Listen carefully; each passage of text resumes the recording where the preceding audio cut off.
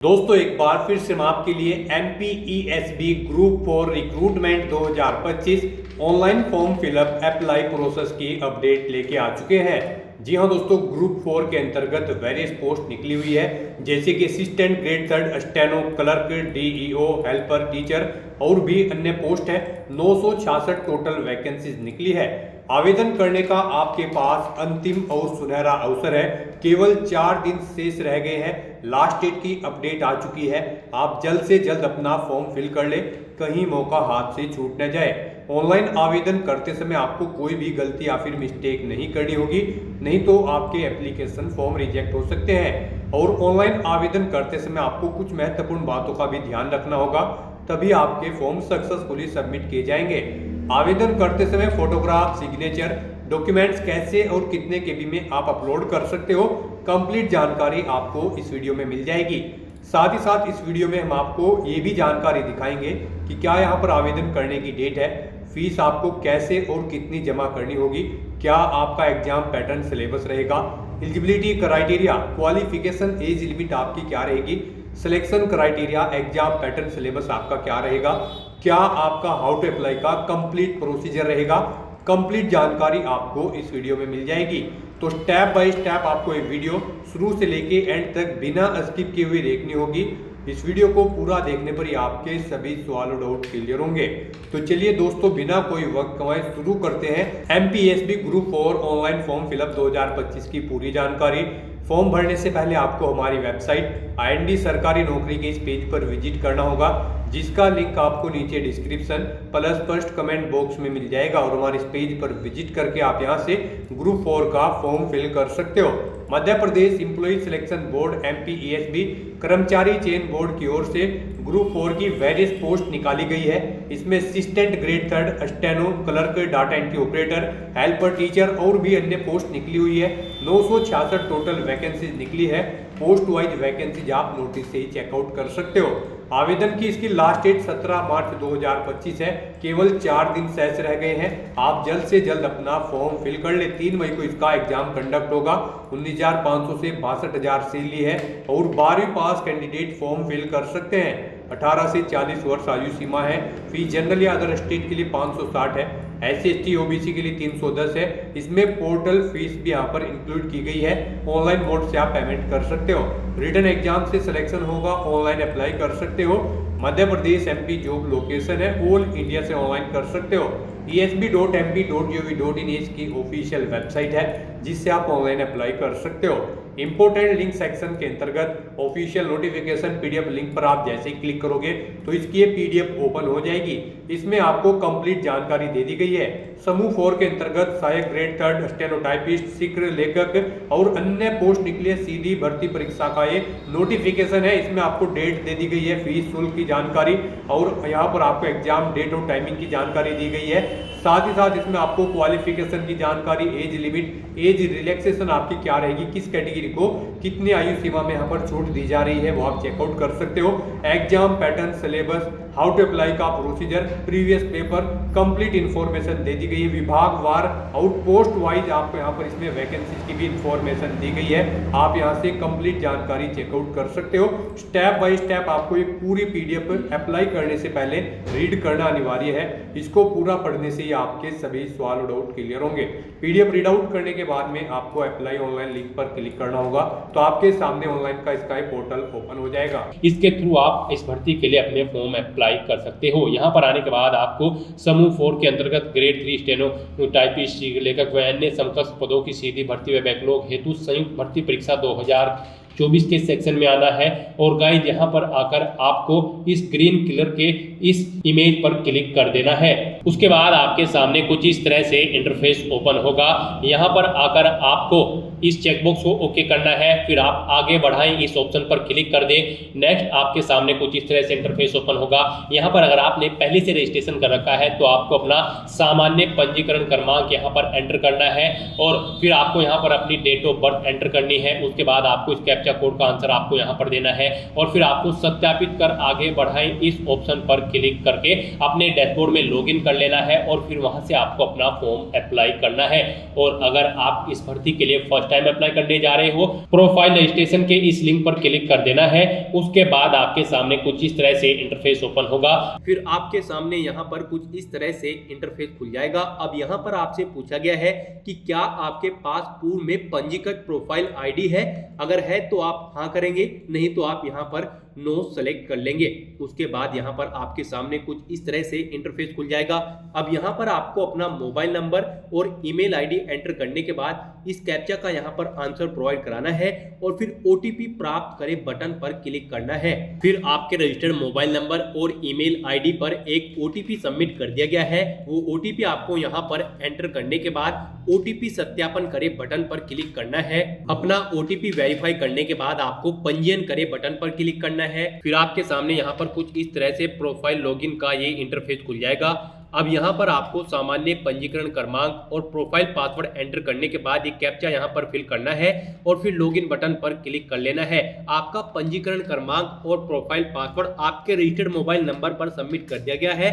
वहां से आपको ये सभी फील्ड्स एंटर कर देनी है। फिर आपके सामने यहाँ पर प्रोफाइल लॉगिन का ये इंटरफेस खुल जाएगा। आपके रजिस्टर्ड मोबाइल नंबर पर आपका पंजीकरण क्रमांक और पासवर्ड सबमिट कर दिया गया है। यहाँ पर आपको अपना पंजीकरण क्रमांक और पासवर्ड एंटर करने के बाद ये कैप्चा यहाँ पर फिल करना है, यानी कि 3 + 3 कितने होते हैं। इस कैप्चा का आंसर आपको यहाँ पर 6 एंटर करके प्रोवाइड करा देना है और फिर लॉगिन बटन पर क्लिक करना है। नेक्स्ट आपके सामने यहाँ पर कुछ इस तरह से इंटरफेस खुल जाएगा। अब यहाँ पर आपकी ई-KYC सत्यापन के बारे में आपसे पूछा जा रहा है। यहाँ पर आपसे पूछा गया कि क्या आपके पास आधार है, तो आप यहाँ पर यस करेंगे और उसके बाद आपको यहाँ से ई-KYC ओटीपी द्वारा सत्यापन करना है या फिर बायोमेट्रिक द्वारा आपको सत्यापन करना है।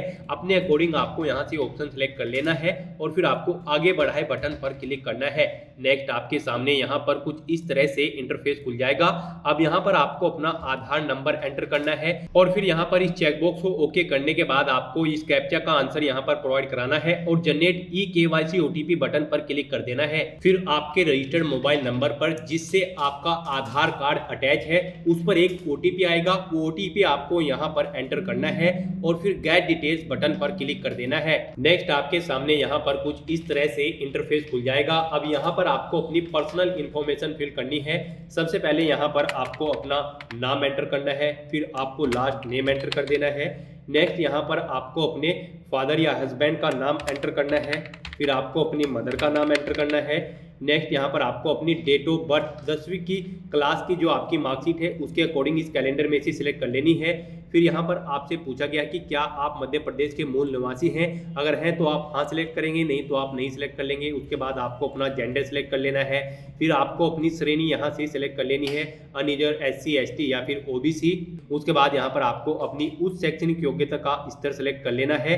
फिर आपको यहाँ पर आपके निवास का क्षेत्र पूछा गया है, आप ग्रामीण क्षेत्र से हो या फिर शहरी क्षेत्र से। अपने अकॉर्डिंग आपको यहाँ पर ये ऑप्शन सिलेक्ट कर लेने हैं। फिर आपसे यहाँ पर आपकी विकलांगता का विवरण पूछा गया है, क्या आप आवेदक विकलांग है। अगर आप न्यूनतम 40% से ज़्यादा विकलांग हो तो आप हाँ करोगे, नहीं तो यहाँ पर आप नहीं सिलेक्ट कर लोगे। अगर आप हाँ सिलेक्ट करते हो तो आपको यहाँ पर अपनी विकलांगता के प्रकार का भी ऑप्शन सिलेक्ट करना होगा। नेक्स्ट यहाँ पर आपको अपना मैरिटल स्टेटस सिलेक्ट कर लेना है। अगर आप मैरिड हो तो आप हाँ सिलेक्ट करोगे, नहीं तो आप नहीं सिलेक्ट कर लोगे। हाँ अगर आप सिलेक्ट करते हो तो यहाँ पर आपको कुछ डिटेल्स प्रोवाइड करानी होगी, जैसे आपकी विवाह की तिथि, अंतिम बच्चे की जन्म तिथि, अगर जुड़वा बच्चे हैं तो उनकी इन्फॉर्मेशन आपको यहाँ पर प्रोवाइड करा देनी है।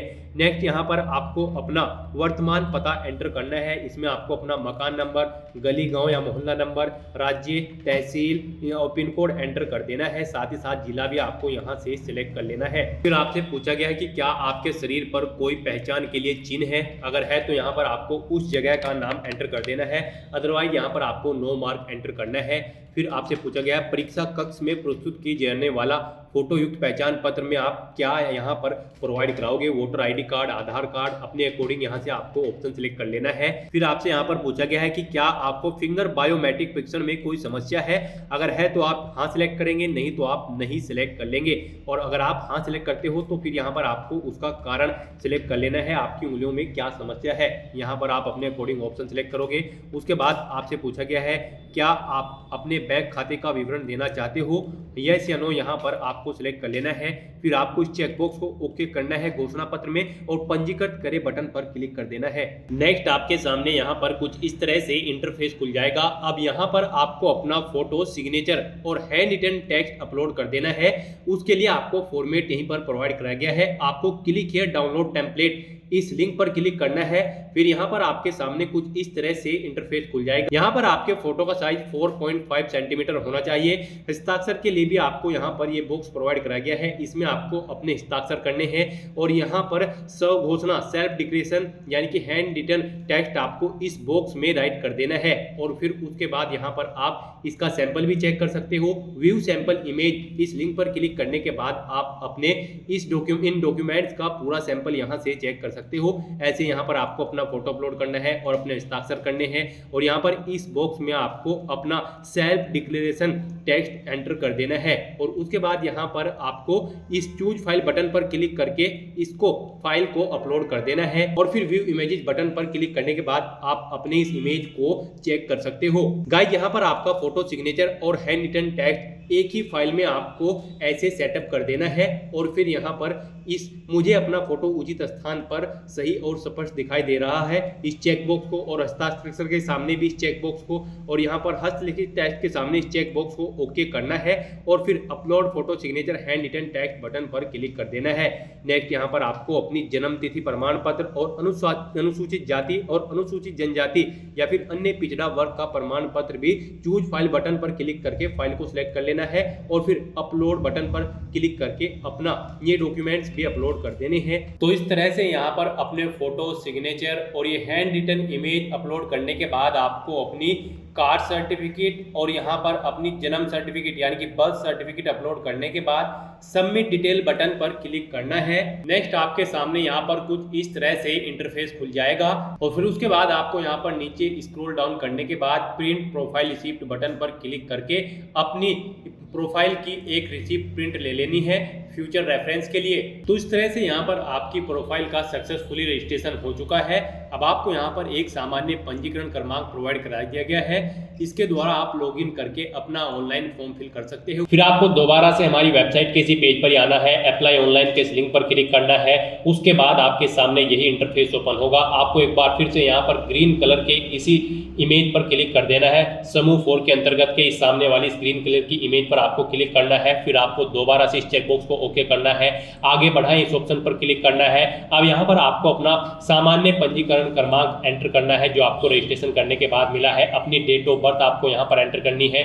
इस कैप्चा कोड का आंसर आपको यहाँ पर देना है और सत्यापित कर आगे बढ़ाएं इस ऑप्शन पर क्लिक कर देना है। नेक्स्ट आपके सामने यहाँ पर कुछ इस तरह से इंटरफेस खुल जाएगा। अब यहाँ पर आपको कुछ फील्ड तो ऑटोमेटिकली फिल मिल जाएंगी जो आपने रजिस्ट्रेशन टाइम पे फिल की है। बाकी की डिटेल्स अब आपको यहाँ पर फिल कर देनी है। आपको इस पेज को नीचे स्क्रॉल डाउन करना है और आवेदक द्वारा संलग्न अन्य दस्तावेज सेक्शन में आकर यहाँ पर आपसे पूछा गया है कि आप भूतपूर्व सैनिक हो, दिव्यांग हो या फिर बिना वर्ग हो। तो यहाँ पर आपको अपने अकॉर्डिंग सेलेक्ट कर लेना है। अगर आप भूतपूर्व सैनिक हो तो की गई सेवा की अवधि यहाँ पर आपको माह में एंटर करनी होगी, नहीं तो यहाँ पर आपको नहीं सिलेक्ट कर लेना होगा। फिर उसके बाद आपसे पूछा गया है कि क्या आप मध्य प्रदेश शासन के अधीन छंटनी शुदा कर्मचारी हैं। अगर हैं तो आप हाँ करेंगे, नहीं तो यहाँ पर आप नहीं सिलेक्ट कर लेंगे। उसके बाद अगर आप हैं तो यहाँ पर अवधि माह में एंटर कर देंगे। क्या आप विधवा, परित्यागता, तलाकशुदा है तो उसके यहाँ पर आपको येस या नो सिलेक्ट कर लेना है अपने अकॉर्डिंग। यहाँ पर ये ऑप्शन आपको डिसेबल कर दिया जाएगा अगर आप अनमैरिड हो।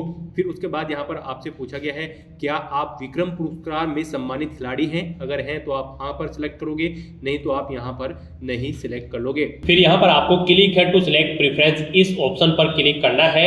उसके बाद आपके सामने यहाँ पर कुछ इस तरह से इंटरफेस ओपन होगा। गाइस यहाँ पर ग्रुप 4 की सभी पोस्ट आपको शो कर दी गई है। आप 1 बाय 1 करके सभी पोस्ट चेकआउट करें और अपनी क्वालिफिकेशन यहाँ पर अपनी क्वालिफिकेशन के अकॉर्डिंग आप जिस पोस्ट को जिस नंबर पर प्रेफरेंस देना चाहते हैं उसे यहाँ पर आप फर्स्ट नंबर पर सिलेक्ट कर दें यहाँ पर आपको हाँ के इस ऑप्शन पर क्लिक करना है। पोस्ट सेलेक्ट हो जाएगी फर्स्ट नंबर पर और फिर आप पद चुने के सामने इस चेकबॉक्स को ओके कर दे। फिर वो पोस्ट आपकी यहाँ पर इस सेक्शन में शो कर दी जाएगी। यहाँ पर आप जिस पोस्ट को फर्स्ट नंबर पर सिलेक्ट करेंगे वो यहाँ पर फर्स्ट नंबर पर प्रेफरेंस में आएगी, जिसे सेकंड नंबर पर सिलेक्ट करोगे उसे सेकंड प्रेफरेंस यहाँ पर दी जाएगी। तो यहाँ पर आप पोस्ट के अकॉर्डिंग आपको शैक्षणिक एवं अन्य जो अर्हताएं हैं, जो रिक्वायर्ड क्वालिफिकेशंस है वो यहाँ पर दी गई है। आप इन्हें रीड करें और अपनी क्वालिफिकेशन के अकॉर्डिंग पोस्ट सेलेक्ट कर लें। नेक्स्ट, अगर आप मध्य प्रदेश राज्य के रोजगार कार्यालय में पंजीयन हो तो आपको यहाँ पर उसकी डिटेल भरनी है, जैसे कि पंजीयन क्रमांक, पंजीयन दिनांक और पंजीयन जिले का नाम यहाँ पर आपको सिलेक्ट कर लेना है।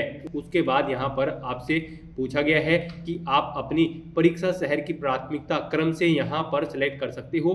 प्राथमिकता फर्स्ट में यहाँ पर आपको 4 ऑप्शन प्रोवाइड कराए जा रहे हैं, जहाँ पर आपका एग्जामिनेशन सेंटर रहेगा। यहाँ पर आपको ये चारों सिटी सिलेक्ट कर लेनी है 1 बाय 1 करके। उसके बाद यहाँ पर आपको घोषणा पत्र में आकर इस चेकबॉक्स को ओके करना है और फिर आगे बढ़ाएं बटन पर क्लिक कर देना है।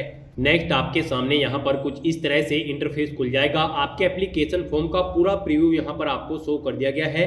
अब यहाँ पर आपको इस पेज को नीचे स्क्रॉल डाउन करना है, सभी डिटेल्स को 1 बाय 1 करके केयरफुली रीड कर लेना है और फिर यहाँ पर प्रिंट बटन पर क्लिक करके आपको अपने एप्लीकेशन फॉर्म का एक प्रिंट आउट ले लेना है फ्यूचर रेफरेंस के लिए। और अब यहाँ पर आपको प्रोसीड टू पेमेंट इस बटन पर क्लिक करना है। फिर आपके सामने यहाँ पर पेमेंट गेटवे का ऑप्शन खुल जाएगा। यहाँ पर आप अपनी एप्लीकेशन फीस का amount net banking, debit card, credit card, IMPS, UPI या फिर वॉलेट के थ्रू जमा करा सकते हो। यहाँ से सक्सेसफुली पेमेंट करने के बाद आप फॉर्म 2022 सक्सेसफुली कंप्लीट हो जाएगा। तो दोस्तों, ऐसे आप मध्य प्रदेश कर्मचारी चयन मंडल MPESB ग्रुप 4 के इन 966 खाली पदों को भरने के लिए अपने फॉर्म अप्लाई कर सकते हो बिना कोई मिस्टेक किए हुए। आज की इस वीडियो में बस इतना ही। आई होप ये वीडियो आपको पसंद आई होगी। अगर पसंद आई हो तो इसे लाइक और शेयर करें। चैनल पर नए हो तो इसे सब्सक्राइब कर लें। Thanks for watching.